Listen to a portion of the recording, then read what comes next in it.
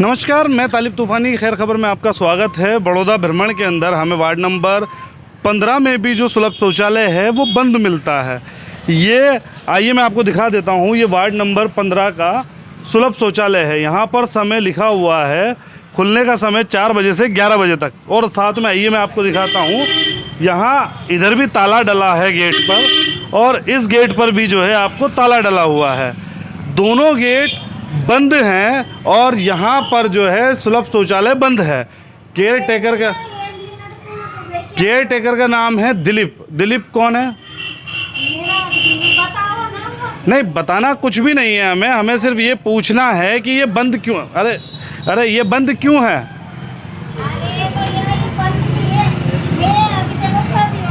थोड़ी देर आराम कर रही थी, खाना वाना खा के, ठीक है, तो थोड़ी बहुत देर तो आराम करेंगे ना। मैम, आप आराम करें या कुछ भी करें, इसका समय 4 बजे से रात्रि 11 बजे तक का लिखा हुआ है। ये उस समय तक खुलना चाहिए। आपको आराम करना है वो आपकी समस्या है, लेकिन यहाँ जो केयर टेकर हैं दिलीप, उनका काम है कि इसको चालू रखें, परमानेंट चालू रखें।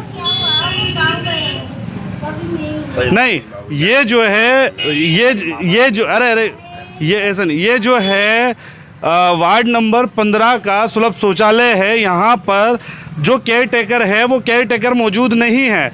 यहाँ पर उनकी धर्मपत्नी है, इसलिए हम उनसे क्या ही बात करें।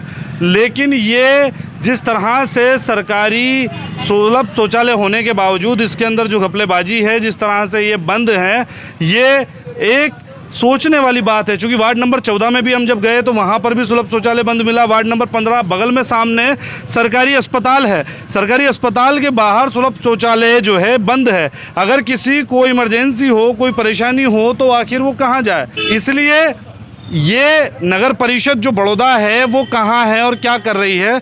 मैं नगर परिषद बड़ौदा से सवाल करता हूँ, क्या इस तरह की व्यवस्थाएं आप करेंगे? इस तरह से जनता को परेशान करने की व्यवस्थाएं हैं? मैं नगर परिषद के जो यहाँ के अध्यक्ष हैं उनसे अभी बात करता हूँ और उनसे सवाल करता हूँ कि आखिर ऐसा क्यों? मेरे साथ आज ही एक ही दिन के अंदर लगातार 2 सुलभ शौचालय हमें मिले हैं जो बंद मिले हैं। बड़ौदा के नगर परिषद अध्यक्ष है भरोसी बाई, और ये जो हैं ये उनके बेटे हैं राजू सुमन। तो हम इनसे बात करेंगे कि वार्ड नंबर 14 और वार्ड नंबर 15 के अंदर जो अभी हमने आपको दिखाए हैं शौचालय, उनकी स्थितियां ऐसी क्यों हैं आखिर? प्रथम में तो मैं बता दूं, वार्ड क्रमांक 14 का जो शौचालय है उस पर एक दंपत्ति परिवार सहित रहती थी। तो उनकी कुछ आवाज़ की प्रॉब्लम थी, उस वजह से वो थोड़ा वहाँ पे रहती थी। लेकिन उसके बाद में हमने व्यवस्था बनाई तो 3 दिन पहले ही उनको उनके घर पर वो चली गई। जाने के बाद में वहाँ पे अभी व्यस्तताओं के चलते हम लोग वहाँ पर कर्मचारी नहीं रख पाए। लेकिन अभी भी हमने एक औपचारिक रूप से सोनू वाल्मीकि को वहाँ पर रखा हुआ है। वो कहीं हो सकता है संयोगवश आज खाना खाने चला गया हो आपके वहाँ पहुँचने पर, लेकिन फिर भी अगर व्यवस्थाएं ऐसी मिली है तो हम लोग उस वार्ड क्रमांक 14 के शौचालय की व्यवस्थाएं सुधारने की कोशिश करेंगे। और वार्ड क्रमांक 15 में तो वहीं पर हमारा सफाई कर्मचारी परमानेंट बराबर वो दिन और रात रहता है।